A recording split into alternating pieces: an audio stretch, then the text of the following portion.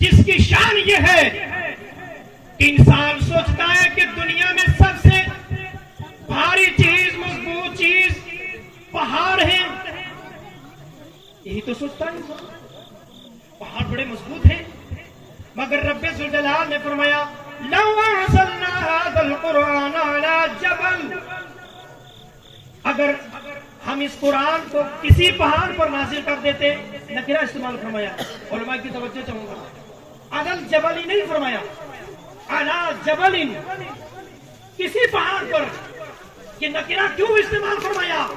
اس لیے استعمال فرمایا کہ اے بندو، تمہاری نگاہ میں، تمہارے فہم میں، تمہاری سوچ میں دنیا میں سب سے بڑا پہاڑ اگر کوئی بھی ہو اور تم سوچو گے کہ اگر یہ قرآن فلاں پہاڑ پر نازل کر دیا جاتا تو وہ برداشت کر لیتا، یہاں تو خاص کر دیا کہ اس پہاڑ پر نازل کیا ہے.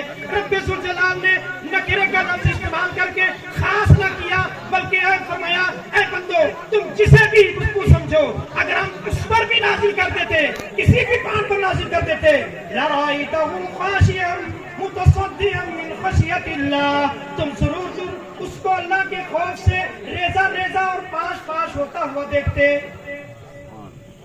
ایسا کلام ربی جس کے بوجھ کو، بھار کو پہاڑ برداشت نہیں کر سکے.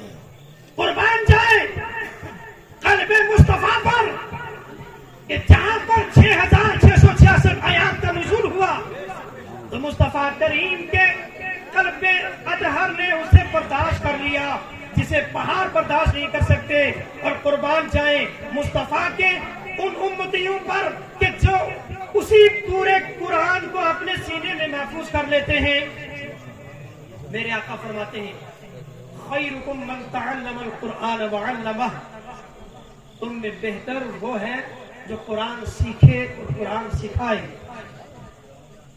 تھوڑی دیر کے لیے میں آپ کی توجہ چاہوں گا.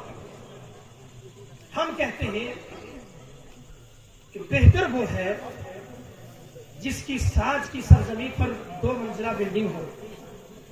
ہم سوچتے ہیں بہتر وہ ہے جسے بہترین عہدہ ملا ہو.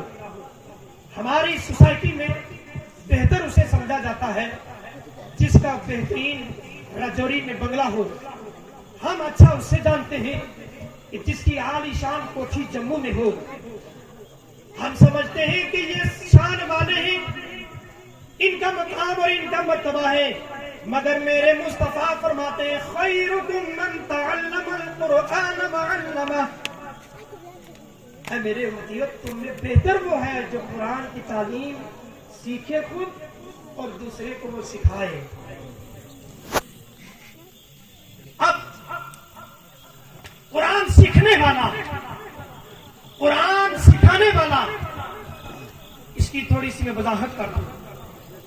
دوسری روایت میں اللہ نے اس کے حبیب نے فرمایا من قرأ القرآن، جس نے قرآن پڑھا، یہ ناظرہ پڑھنے کی بات نہیں، دیکھ کر پڑھنے والا، فاستظہرہ، پھر اسے سینے میں محفوظ کر لیا، وحل حلالہ، تو قرآن میں جس کو حلال کہا اس کو حلال مانتا رہا، وحرم حرامہ، جسے قرآن نے حرام قرار دیا اسے حرام جانتا رہا.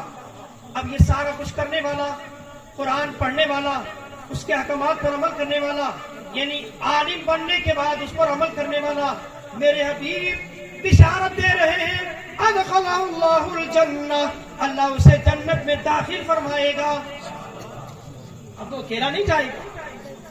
جس نے قرآن پڑھ لیا بڑے خوش قسمت ہیں وہ بچے، ہمارے چھوٹے بھائی جنہوں نے قرآن کو اپنے سینے میں محفوظ کیا. میرے مصطفیٰ فرماتے ہیں قرآن کو محفوظ کر لیا، اس کے حلال کو حلال جانا، اس کے حرام کو حرام جانا، یعنی بعمل ہوئے. اب اللہ تعالیٰ ان سے کہاں داخل کرے گا؟ جنت میں. اور شفعہ فی کل عشرۃ من اہل بیتہ، اس کے گھر والوں میں سے 10 افراد کی وہ سفارش کر کے جنت میں. کون سے؟ ایسے گنہگار قد وجبت لہ النار، جن پر جہنم واجب ہو چکی. ایسے گنہگار تھے کہ جہنم میں جانا ان کا واجب تھا، مگر حافظ قرآن بنا، اس نے اس پر عمل کیا اور زندگی بھر قرآن کے احکامات پر عمل کرتا رہا. جب دنیا سے قدسی ہے. اللہ کے حبیب صلی اللہ علیہ وسلم بیان کرتے ہیں کہ رب ذوالجلال ارشاد فرماتا ہے جب ایک حافظ قرآن کو اس کے دنیا سے جانے کے بعد نہلایا جائے گا, کفن پہنایا جائے گا, نماز جنازہ ادا کی جائے گی, اور ادا کرنے کے بعد اس کی نماز جنازہ ادا کرنے کے بعد اس کو قبرستان لے جایا جائے گا. اس کو قبر میں رکھنے ڈالنے کے لیے, قبر میں رکھنے کے لیے اس کی چارپائی کو سائڈ میں رکھا جائے گا. تو رب قدوس فرمائے گا, کیا فرمائے گا؟ قبر سے رب فرمائے گا لا تاکلی لحمہ, اس کا گوشت نہ کھانا. کون فرما رہا ہے؟ جس نے عذاب دینا ہے. کون فرما رہا ہے؟ جس نے حساب لینا ہے. کون فرما رہا ہے؟ جس نے قرآن میں احکامات نازل فرمائے ہیں.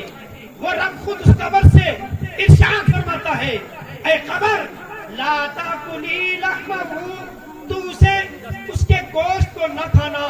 اب یہ سوال رب نے کیا تو جواب تو مختصر سے یہی بنتا تھا کہ میں اس کے کفن کو, میں اس کے جسم کو, میں اس کے گوشت کو نہیں کھاؤں گی.